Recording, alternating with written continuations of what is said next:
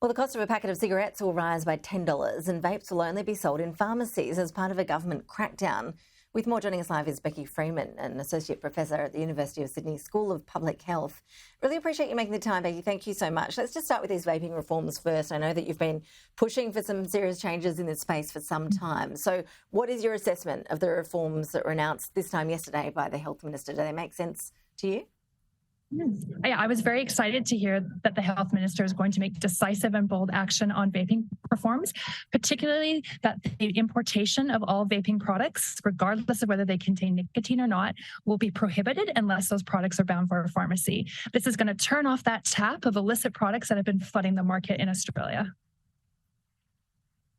Okay, but when we talk about the turning off the tap, when we look at the explosion of vapes on the black market, that's been one of the big criticisms, it seems. There seem to be real fears that people will just get around this somehow. I think it's really funny how we talk about that there's a black market right now in Australia when, I don't know about you, but in my community, if I walk down the high street where all the cafes and nice shops are, there's so many shops selling vaping products. I think there's 3 within a few hundred meters of my home.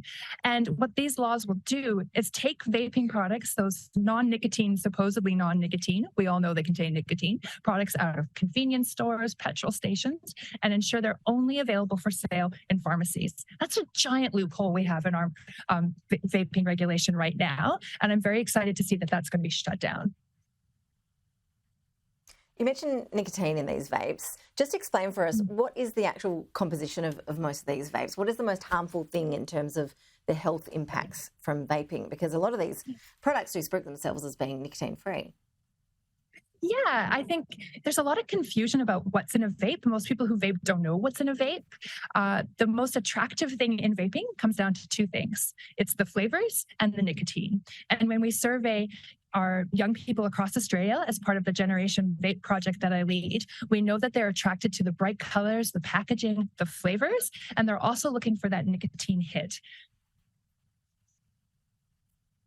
Okay, and when we look at cigarettes, some big reforms there too. A big tax increase is coming over the next 3 years, 5% each year over that period. It's bringing in some $3.3 billion to the government's bottom line, which will be welcome on that front. But what sort of impact does that have in terms of flowing on to current smokers? Do you expect that will have a huge impact in terms of dropping the numbers? And what are the numbers? How many people in Australia do continue to smoke?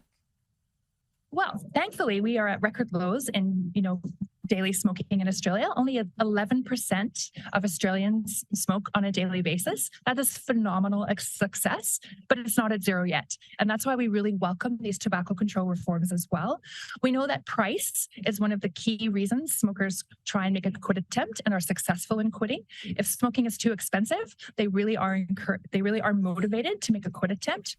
But equally, I think it would be wrong to just tax products without also funding quit supports for smokers. And I really welcomed that in Butler's speech. He mentioned just how there'll be a ramping up of quit support for all smokers, that'll be readily accessible. There'll be upscaling of GPs. We're seeing lots of different initiatives to ensure that smokers get all the help they need to quit. Well, in the UK, we've seen some really interesting initiatives on that front. They're really encouraging, it seems, vaping as an alternative to smoking, sending out vaping kits to current smokers. Would that sort of thing work here? I wouldn't want to tell another country how to run its public health, but certainly in Australia, the regulations that we know are based on evidence is that smokers who have access to a health professional to guide them and support them during their quit smoking journey are much more successful. Just being sent vaping products without that support, I don't think we would get the most bang for our buck, and we wouldn't get the success rates that we need. Becky Freeman, really appreciate you joining us. Thank you so much for your insight.